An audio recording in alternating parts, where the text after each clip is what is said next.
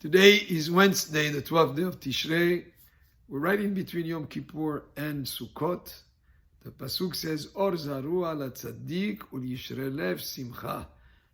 Yishrelev, those who are straight of heart, those who have been purified from their sins on the holiday of Kippur, going to the next holiday, which is the holiday of Simcha. It's the man Simchatenu, the time of our rejoicing. And Sukkah is a building that we sit in, and building that is not very strong. Actually, it's not. The roof is supposed to be able somewhat open that we can see the stars. It's supposed to be also not so thick that rain should be able to go through, to really symbolize that what we are dwelling in on those days of Sukkot, we're dwelling under the divine protection.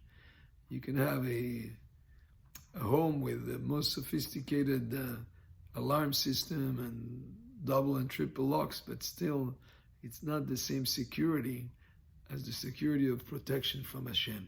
The divine protection is what we are experiencing when we sit and eat and live in the Sukkah during those days of Sukkot.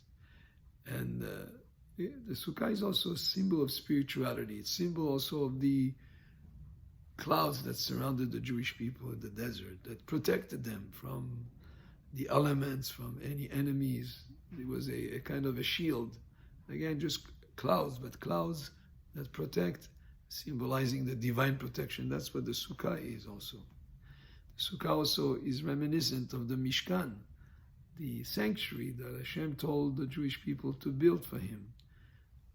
After forgiving the sin of the golden calf on Yom Kippur, they were given this mitzvah to build a sanctuary, a Mishkan, a traveling sanctuary in the desert.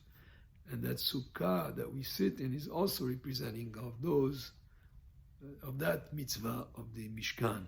So very connected to spirituality and to divine protection and to simcha, to true joy, because the true joy and satisfaction and happiness is not in the material and in the physical.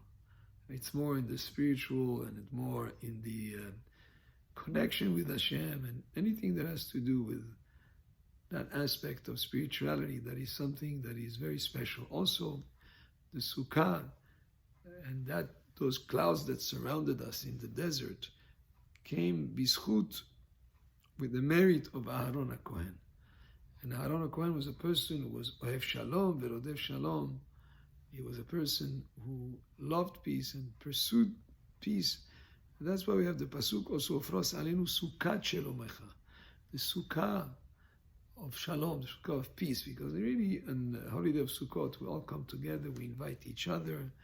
And when you deal with spirituality, there is less reasons to have conflicts, if it's things that are material, or when it comes to finance, or comes to ownership of things. People can say you cannot, if we share something, I'm going to have only half and you have half of something that is physical. But when it's something that is spiritual, we share ideas, we share some teachings, and we both gain more. If I share with you an idea that is a spiritual concept, then we both gain from that. It's not that I have less because I gave you over an idea or a teaching. In material things, it's different. If I share with you something, I'm going to have half of it and you have the other half. So the Sukkah, which is the symbol of spirituality, it also has to do with Sukkah Shalom, has to do with the idea of Shalom, of peace and coming together and being united. And that's why another mitzvah that we have on the holiday of Sukkot is the Lulav, the Etrog, the Hadas, and the Arava. And we bring them together, and each of them is unique in a certain way. The etrog has both taste and smell. The lulav that comes from a date tree would have taste from the dates, but no smell. Then you have the hadas, has smell but no taste, and the arava has neither smell nor taste.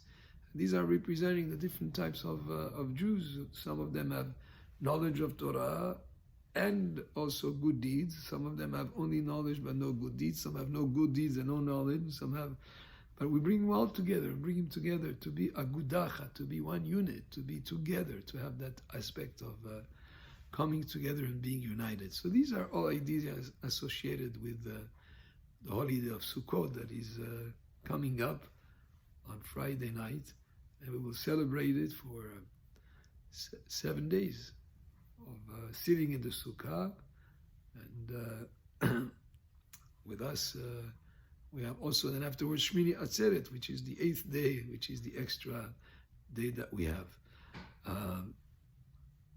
In here in the Galut will be actually 9 days. But in Israel it's 8 days, 7 days of Sukkot and the day of Shmini Atzeret. Here in the Galut we add an extra day. And wishing everyone a Chag Sukkot Sameach, and may we merit Be'ezat Hashem the rebuilding of Bet HaMikdash b'mehera b'yameinu. Amen. Baruch Adonai le'olam. Amen ve'amen.